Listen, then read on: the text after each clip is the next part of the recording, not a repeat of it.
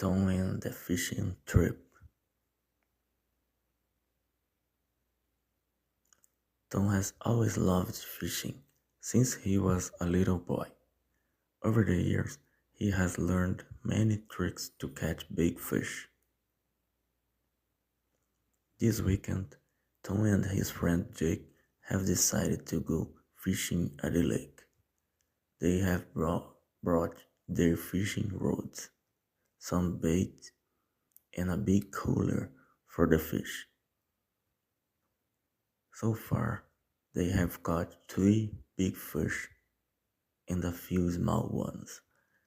Jake has never caught a fish before today, so he is very happy. The weather has been perfect all day. They have enjoyed every moment.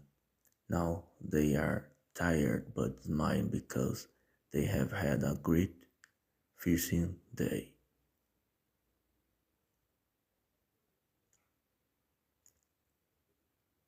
Thank you for watching. See you in the next episode. Bye.